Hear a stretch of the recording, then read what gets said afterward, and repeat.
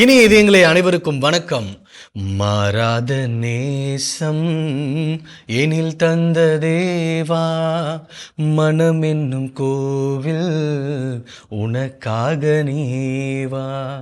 ஒரு அருமையான பாடல் வரிகளோடு உங்களை சந்திப்பதில் பெருமகிழ்ச்சி அடைகிறேன். மாறாத நேசம் அன்பை என்னாலும் ஆண்டவர் இயேசு கிறிஸ்து இறைவன் நமக்காக தந்து கொண்டே இருக்கிறார். அதே போல என்னாலும் மாறாத அன்பை காட்டுகிற ஆண்டவராக இயேசு கிறிஸ்துவை போல நாமும் பிறருக்கு என்றைக்குமே மாறாத அன்பு உள்ளங்களாக நம்முடைய அளவற்ற அன்பை கொடுத்து ஒற்றுமையும் உலக அமைதியும் பேணி காப்போம் என்ற அருமையான சிந்தனையோடு இன்றைய நிகழ்ச்சிக்கு வருகை தந்திருக்கக்கூடிய நம்முடைய பாசமிகு அருட்தந்தை டேவிட் ஆரோக்கியம் அவர்களை உங்கள் அனைவருடைய சார்பாக அன்போடு வரவேற்கிறேன்.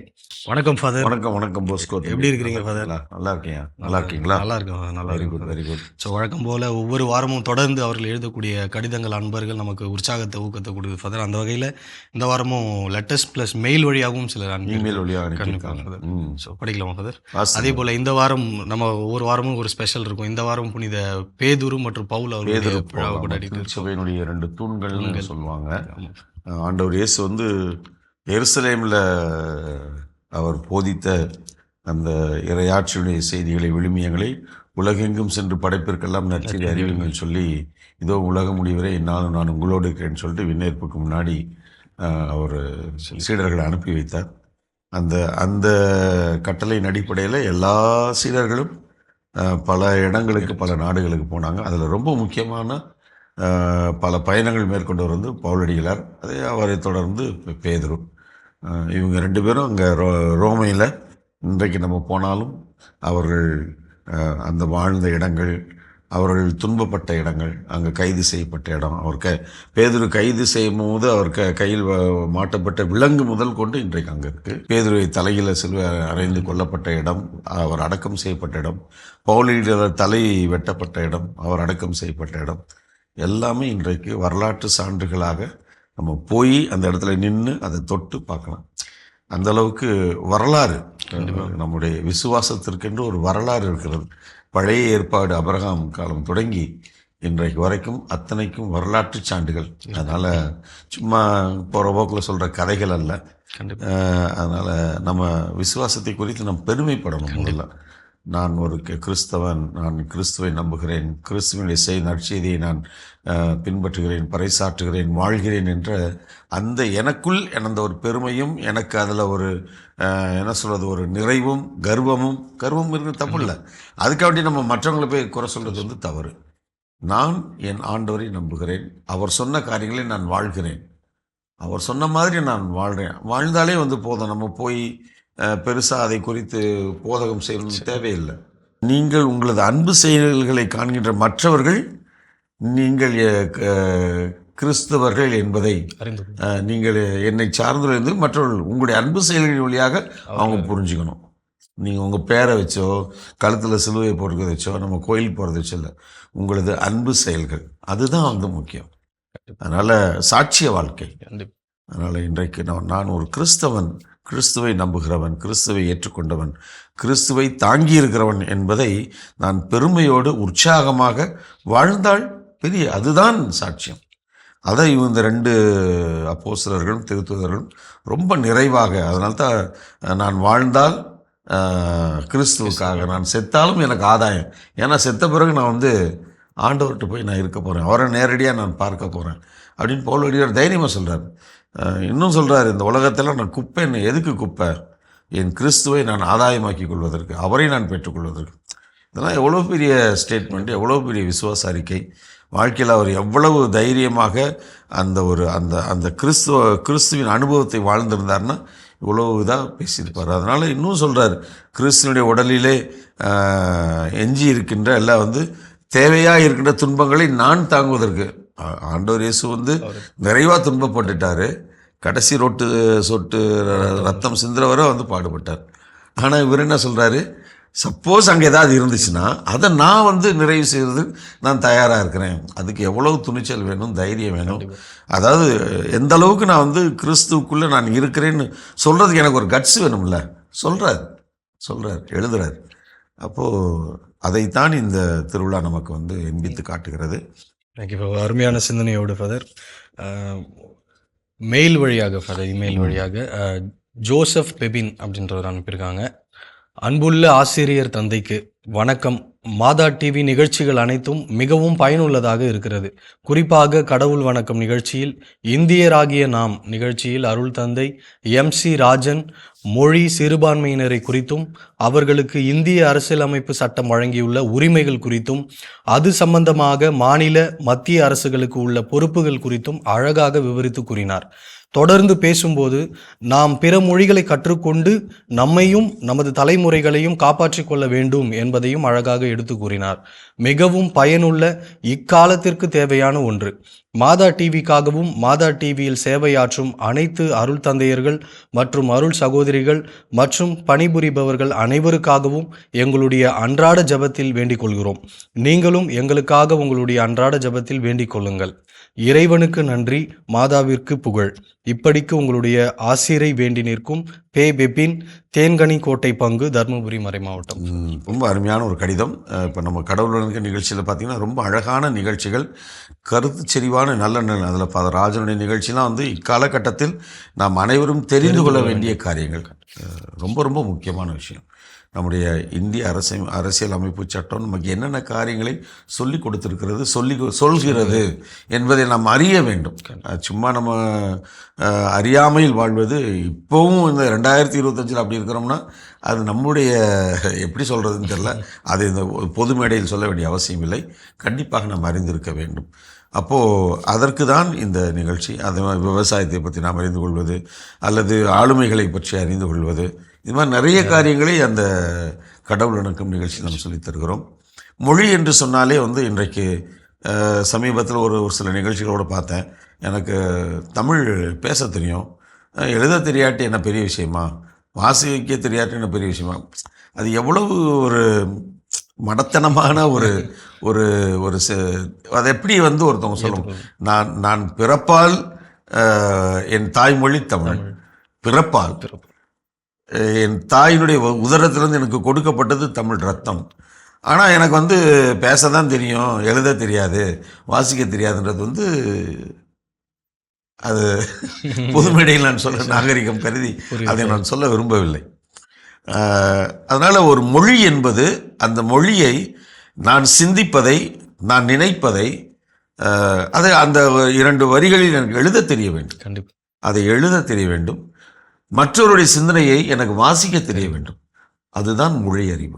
நீங்கள் தான் உங்கள் பிள்ளைங்களோ உங்கள் பேர பிள்ளைங்கள நீங்கள் தான் வந்து உட்காருடா, எழுதுடா, ஒரு ஒரு ஒரு பக்கத்தை எடுத்து சத்தமாக வாசித்து பழகு, எழுது. இன்றைக்கி வந்து எவனுக்குமே ஹோம்ஒர்க் எழுதுறதுக்கே வராது, சின்ன குழந்தையிலேருந்து பெரியவங்களுக்கு வரைக்கும். அதனால் உட்காந்து எழுது, வாசி என்று நீங்கள் சொன்னால் மட்டும்தான் நம் குழந்தைகள் மொழியை கற்றுக்கொள்ள முடியும். கடிதத்திற்கு போகும். அதனால் சகோதரருக்கு நன்றி. நல்ல ஒரு நீங்கள் கவனிச்சிருக்கிறீங்க. இந்த காலகட்டத்தில் நமக்கு தேவையான காரியங்களை மாதா தொலைக்காட்சி இயன்றவரை தன் சிறு முயற்சியில் இப்படிப்பட்ட நல்லவர்களுடைய ஒத்துழைப்போடு நிகழ்ச்சிகளை நிறைவேற்றி கொண்டிருக்கிறோம். எங்களுக்காக தொடர்ந்து மன்றாடுகள். உங்களுக்கு நன்றி. கடவுளின் ஆசீரும் கூட. Thank you father. அடுத்ததாக சகாயம் மேரி ஃபாதர் பெங்களூர்லேருந்து.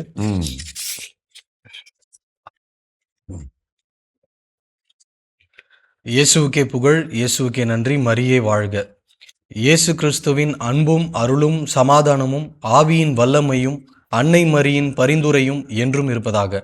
கும்பகோணம் முன்னாள் ஆயர் அந்தோணிசாமி பெங்களூர் தூய திருஇருதிய ஆண்டவர் ஆலயத்தில் திருப்பலி மறையுரையும் ஆற்றினார். அருமை. ஆயர் அவர் முதல் முறையாக இங்கு வந்து திருப்பலி ஆற்றியது எங்களுக்கு மகிழ்ச்சி.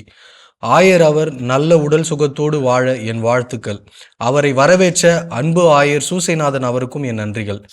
மாதா தொலைக்காட்சியில் பணிபுரியும் அனைத்து தந்தையர்களுக்கும் என் நன்றிகள் மற்றும் அதில் பணிபுரியும் சகோதர சகோதரிகளுக்கும் என் நன்றிகள். தந்தை ஜெனித் சேகர் ஆராதனையில் அழாதீர் என்றார், அது ஆறுதலாய் இருந்தது. தந்தையின் பணி சிறக்க வாழ்த்துக்கள். தந்தை பவுலா ஜெயக்குமார் ஊராக சென்று மறையுரை ஆற்றும் அவருக்கும் எனது நன்றிகள். இம்மானுவேல் தந்தை மற்றும் நலமா நீங்கள் நலமா தந்தை அவர்களுக்கும் மாதா தொலைக்காட்சியை வழிநடத்தும் அருள் தந்தை டேவிட் அவர்களுக்கும் என் நன்றிகள். மேலும் புன்னகை மன்னன் தந்தை ஆல்பர்ட் மற்றும் தந்தை ஜாக்சன் இவர்களது பணி சிறக்க வாழ்த்துக்கள். வாழ்வு தரும் இறைவார்த்தை மிக மிக அருமை. தந்தை அவர்களின் ஒவ்வொரு கருத்தும் அருமை. முன்னாள் தந்தை செங்கல்பட்டு தந்தை போஸ்கோவை பார்க்கும் பொழுது மிகவும் வேதனையாக இருக்கிறது. தந்தையின் ஆன்ம சாந்திக்காக மன்றாடுவோம். தந்தை கோபி இம்மானுவேல் தந்தை அவர்களுக்கு எனது வாழ்த்துக்கள். மரியன்னையின் வணக்க மாதத்தில் சிவகங்கை லூர்து ஆனந்தமாயர் ஒவ்வொரு நாளும் அன்னையின் ஒவ்வொரு கருத்தையும் எடுத்து கூறினார். கேட்க மிக ஆவலாய் இருந்தது. ஆயர் அவர்களின் பணி சிறக்க வாழ்த்துக்கள். அதே போல ஆசீர் வழங்கும் பாண்டி கடலூர் உயர்மறை மாவட்டத்தின் பேராயர் பிரான்சிஸ் கலிஸ்த் அவர்களுக்கு என் வாழ்த்துக்கள். உறவுகள் மேம்பட தந்தை உடலுக்கு தேவை உறக்கம், மூளைக்கு தேவை ஓய்வு, இன்னும் அநேக கருத்துக்களை கூறினார். தந்தையின் பணி சிறக்க வாழ்த்துக்கள். தூத்துக்குடி மறைமாவட்ட தந்தை குமார் ராஜா அவர்களின் இயேசுவின் ஆளுமைகள் என்ற தலைப்பின் கீழ் கருத்துக்கள் மிக மிக அருமை. தந்தைக்கு வாழ்த்துக்கள். சில வருடங்களுக்கு முன்னால் சூசையப்பரின் திருவிழா ஆராதனையில் தந்தையின் மறையுரை அருமையாக இருந்தது. பாடல் பாடிய பாடகர் குழுவுக்கும் புனித காணிக்கை அன்னையின் சகோதரிகளுக்கும் என் வாழ்த்துக்கள். குழித்துறை தந்தை விக்டர் அவர்களுடைய பாடல், சகோதரி யமுனா அவர்களுடைய ஒவ்வொரு திருப்பாடல்களாக கூறினார். அவர்களுக்கும் என் நன்றி. மதுரை மறை மாவட்டத்தின் முன்னாள் தந்தை குழந்தை இயேசு ஆலயம் அருட்தந்தை அற்புதராஜ் அவர்களை நினைவு கூறுகிறேன். திருச்சி தந்தை ஆல்பர்ட் அவருக்கு என் மனமார்ந்த நன்றி ஜபங்கள். அவரது பணியும் பல்வேறு ஆலயங்களில் அவர் நடத்தும் ஆராதனை மற்றும் அவரது பணி சிறக்க வாழ்த்துக்கள். சேலம் மறை மாவட்ட ஆயர் ராயப்பன் அவர்களுக்கு நன்றிகள். ஆயர் அவர்கள் அன்னை மரியாவை பற்றி பல கருத்துக்களை எடுத்து கூறினார். அவர்களுக்கு என் நன்றிகள். தந்தை ஸ்டான்லி மற்றும் தந்தை ரேமண்ட் ஜோசப், தந்தை டெரன்ஸ், சகோதரர் விவேக், சகோதரர் போஸ்கோ மற்றும் ஜோ வேளாங்கண்ணி அவர்களுக்கு எனது பாராட்டுக்கள். நாங்கள் பல ஆலயங்களுக்கு புனித யாத்திரை சென்றிருந்தோம். 10ஆம் பத்திநாதர் ஆலயம், பூண்டி அன்னை, அடைக்கல மாதா, தஞ்சாவூர் புனித ஆரோக்கிய அன்னை ஆலயம் என பல ஆலயங்களுக்கு சென்றிருந்தோம். மிக்க மகிழ்ச்சி. தந்தை தோனி அவர்கள் கும்பகோணம் ஆலயத்திற்கு அடைக்கல அன்னை பற்றி பாடல் பாடியது மிக அருமை. தந்தை பணி சிறக்க வாழ்த்துக்கள். சென்னை மயிலை உயர்மறை மாவட்டத்தின் முன்னாள் ஆயர் சின்னப்பா அவர்களுக்கு என் ஜபங்களும், ஆயர் உடல் உள்ள சுகத்தோடு வாழ எனது ஜபங்களும் வாழ்த்துக்களும். தந்தையே, ஏதாவது பிழை இருந்தால் மன்னிக்கவும். இப்படிக்கு உங்கள் சகோதரி சகாயமேரி, பெங்களூர். சகோதரி சகாயமேரி, பாராட்டுகள். அதான் மாதா தொலைக்காட்சியோடு தான் நீங்கள் வாழ்கிறீங்கன்றதை நல்லா புரிஞ்சுக்கிட்டேன். ஏன்னா அதில் வரக்கூடிய ஏறக்குறைய எல்லா தந்தையருடைய பெயர்கள், ஆயருடைய பெயர்கள், நிகழ்ச்சியில் தொகுப்பாளருடைய பெயர்கள், எல்லாருடைய பெயர்களையும் சொல்லி அவர்களுக்கு நன்றி சொன்னீங்க. நிகழ்ச்சியில் குறித்து சொல்லியிருக்கிறீங்க. எவ்வளோ தூரத்துக்கு இந்த மாதா தொலைக்காட்சி உங்களது வாழ்க்கையில் பிணைந்து இருக்கிறது, இந்த நிகழ்ச்சிகளெல்லாம் உங்களுக்கு மிக பயனுள்ளதாக இருக்குதுன்னு நினைக்கின்ற பொழுது எங்களுக்கு ரொம்ப சந்தோஷமாக, நிறைவாக, என்ன சொல்கிறது, இந்த காரியம் நாம் செய்வது சரியாக இருக்கிறது என்பதை எங்களுக்கு புரிந்து கொள்வதற்கு உங்களது கடிதம் ரொம்ப ரொம்ப உதவியாக இருக்கிறது. அதனால் பெங்களூரில் ஆயர் சூசநாதன் அவர்கள் உதவி ஆயராக இருக்கிறார். அவர்களுக்கும் எனது பாராட்டுக்கள். அவரும் பெங்களூரில் பங்கு தந்தையாக இருந்த நாட்களில் நமக்கு நல்ல உதவியாக இருந்திருக்கிறார். அவரது பணி சிறக்க நாங்களும் ஜெபிக்கிறோம், உங்களுக்காக ஜெபிக்கிறோம். தொடர்ந்து நல்ல சுகத்தோடு இருங்க, கடிதங்கள் எழுதுங்க. உங்களுக்கு எங்களது நன்றிகளும் ஆசிரும். Thank you father. அடுத்ததாக திருக்கோயிலூர்லேருந்து லூர்து அமலராணியம்மா. கிறிஸ்துவுக்குள் எனக்கு மிகவும் பிரியமான அருட்தந்தை அவர்களுக்கு, வாழ்வில் வெற்றி பெற வேண்டுமாயின் நடத்தையில் குழந்தையாகவும், செயலில் வாலிபராகவும், அனுபவத்தில் முதியோராய் இருக்க வேண்டும் என்பதற்கேற்ப நடத்தையையும் செயல்களையும் சீர்படுத்தவும், வெற்றியுள்ள கிறிஸ்துவ வாழ்வு வாழும் அனுபவத்தில் நம்மை வளர தூண்டும் நமது மாதா தொலைக்காட்சி பணிக்கென ஜெபித்து எழுதுகிறேன் தந்தையே. 16/6/2025 அன்று ஒளிபரப்பான பெசன் நகர் மாலை திருப்பலி மறையுரையில் அதிபர் தந்தை அவர்கள் ஒரு கன்னத்தில் அறிந்தால் மறு கன்னத்தை காட்ட சொன்ன ஆண்டவரின் வார்த்தையை பற்றி விளக்குகையில், யூதரின் கலாச்சாரத்தில் புறங்கையால் அடிக்கும் வழக்கம் என்பது அவமானப்படுத்துதல். மறு கன்னத்தை திருப்பி காட்ட சொன்ன இயேசு அந்த யூத வழக்கத்திற்கு சவால் விடுத்தார் என்றது நல்ல புரிதலை தந்தது. 17/6/2025 காலை 11 மணி ஆராதனையில் அருட்பணி அலெக்ஸ் ஞானராஜ் அவர்களின் தியான சிந்தனை மனதை அசைபோட வைத்தது. ஜெபிக்கையில் நாம் செய்ய வேண்டிய 3 விஷயங்களாக சொன்னது. முதலாவது, ஆண்டவரை தேட வேண்டும். இரண்டாவது, தேடல் பெரிதாக இருக்க வேண்டும். மூன்றாவது, தேடல் கிடைக்கும் வரை ஆண்டவரிடம் தொடர்ந்து வேண்ட வேண்டும். இவை ஜெபிக்கும் அன்பர்களுக்கான சிறந்த வழிமுறைகள். பாராட்டுக்கள். இப்போது பகிரும் சில விடயங்கள் சென்ற மடலின் நீட்சி என்று சொல்லலாம் தந்தையே. யூபிலி ஆண்டு எதிர்நோக்கின் திருப்பயணிகள் நிகழ்ச்சியில் 17/6/2025 அன்று தந்தையர் அளித்த விளக்கங்கள் பல நிதர்சனங்களை வெளிச்சம் போட்டு காட்டியது என்று சொல்லலாம். விவிலியம் வீடுகளில் இருக்க வேண்டும். விவிலியத்தை படிக்கும் பழக்கம் நம்மிடம் இருக்க வேண்டும். பைபிள் ட்ரெய்னிங் இன்ஸ்டிடியூட் சென்னையில் சென்ட் பால்ஸ் என்ற பெயரில் இருந்தது, தற்போது மூடப்பட்டுள்ளது. முன்பு போல வேதியர் பயிற்சி தற்போது இல்லை. விவிலியத்தை அச்சிட்டு இது போன்றவற்றை முப்பணி மையம் தொடர்ந்து செய்து வந்தாலும் திருச்சியில் நடைபெற்ற நற்செய்தியாளர் பயிற்சியில் ஒருவர் மட்டுமே கலந்து கொண்டார் என்று அருட்பணி ஸ்தன்னிஸ்லாஸ் அவர்கள் பகிர்ந்ததும், குருத்துவ பயிற்சியோடு விவிலியத்தை மொழிபெயர்க்கும் அந்த பயிற்சிக்கு சென்ற அருட்பணி ஸ்டான்லி அவர்கள் செக்கோஸ்லாவாக்கியா நாட்டில் இருந்த பயிற்சிக்கு வந்த இளம்பெண் இன்னும் அந்த குழுமத்தில் பணியாற்றுகிறார். பொதுநிலையினரும் கூட இது போன்ற பயிற்சி பெறுகிறார்கள் என்றதும் தற்போதைய நிலையை உணர வைத்தது. பிரச்சனை வரும்போது திகைத்து நின்று விடாமல் அடுத்து என்ன செய்ய வேண்டும் என்ற முயற்சி அவசியம் என்றதும் சிறப்பாக இருந்தது. 18/6/2025 அன்று ஒளிபரப்பான நற்செய்தி மலர்கள் நிகழ்ச்சியில் அசாமில் உள்ள போடோ இன மக்களிடம் பணியாற்றிய அருட்பணி டேவிட் அவர்கள் அங்குள்ள மாதா குழந்தை இயேசுவை முதுகில் சுமப்பது போன்ற சுரூபம், சூசையப்பர் குழந்தை இயேசுவோடு போடோ இன மக்களின் ஆடையோடு இருப்பது அவர்கள் கலாச்சாரத்திற்கு ஒத்திருப்பது, அலாரிபத்தி என்கிற அணையா விளக்கு அங்குள்ள கோவில் உள்ளது, காம் என்ற இசைக்கருவிகள் போல பல கருவிகள் கோவிலில் வைக்கப்பட்டுள்ளது, அவர்களது கலாச்சாரத்தை எடுத்து கூறுவதாகவும், இறுதியாக ஆண்டவரின் விசுவாசம் வேண்டும், மாதாவிடம் பக்தி வேண்டும், ஜபமாலை ஜெபிக்க வேண்டும் என்று நேயர்களுக்கு அவர் தந்த செய்தி மனதில் நிற்கிறது தந்தையே.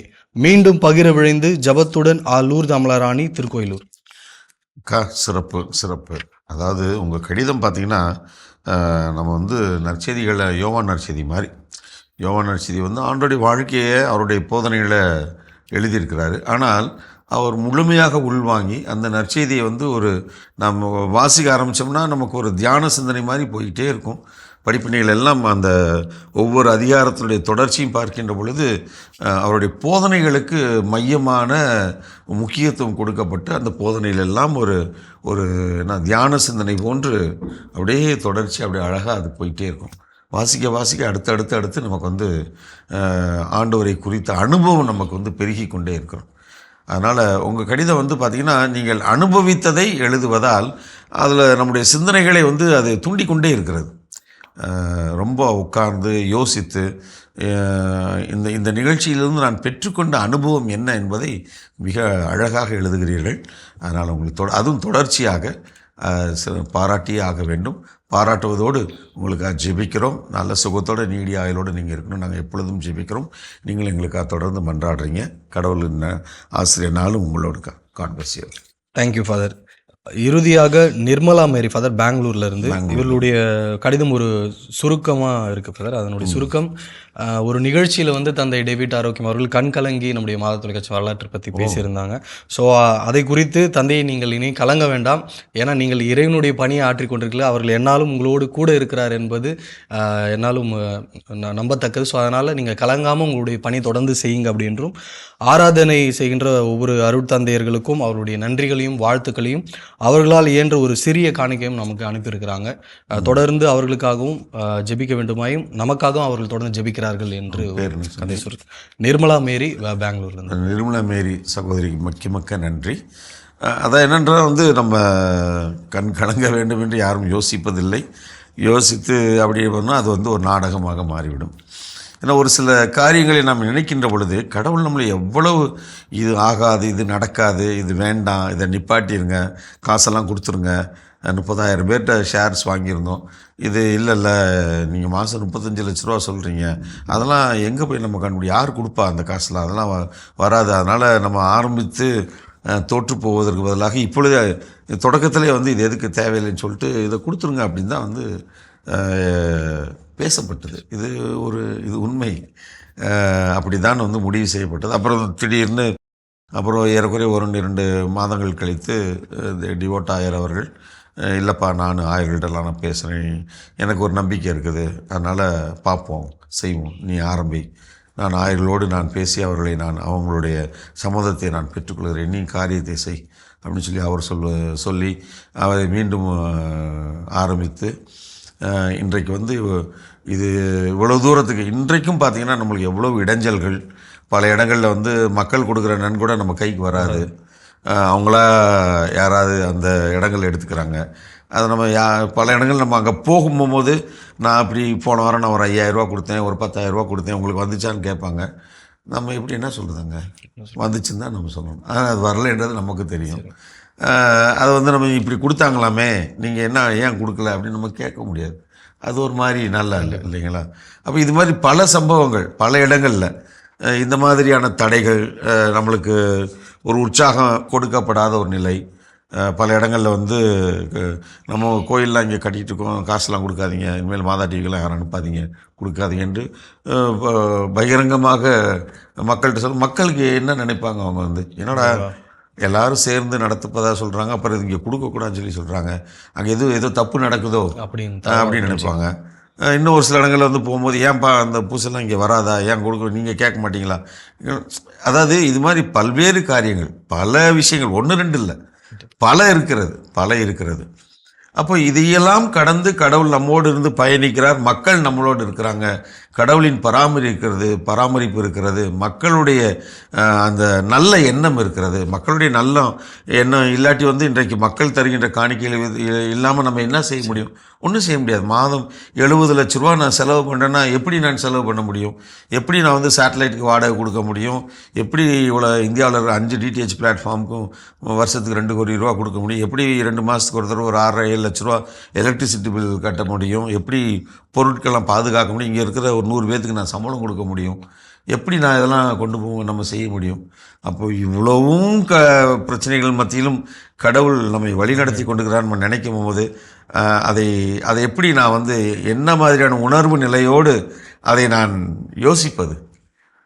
ஏன்னா இதில் வீடுகளில் பார்த்திங்கன்னா பல கஷ்டங்கள் மத்தியில் பயங்கரமான பிரச்சனைகள் எல்லாம் அடுக்கடுக்காக பிரச்சனையாக நடந்துகிட்ருக்குது. பிள்ளைகளை படிக்க வைக்கணும், அது இதுன்னு சொல்லிட்டு இருக்கும்போது அவ்வளோ பிரச்சனைகள் மத்தியிலையும் வந்து ஏதாவது ஒரு கரம் வந்து என்னை பற்றி வந்து எங்களை பாதுகாத்து வழி நடத்துதுன்னு சொல்லி அந்த அப்பா அம்மனுடைய உணர்வு எப்படி இருக்கும்? இவ்வளவு பிரச்சனை மத்தியிலும் கடவுள் நம்மளை வழி நடத்திக்கிட்டா நம்ம அவங்கள்ட்ட அதை குறித்து நீங்கள் யாராவது நம்ம வந்து சொல்லுங்கப்பா நம்ம கேட்டோம்னா அவங்க கண்ணில் தண்ணி வராமல் இருக்குமா? அது வந்து என்ன சொல்கிறது, அது ஒரு உணர்வுடைய.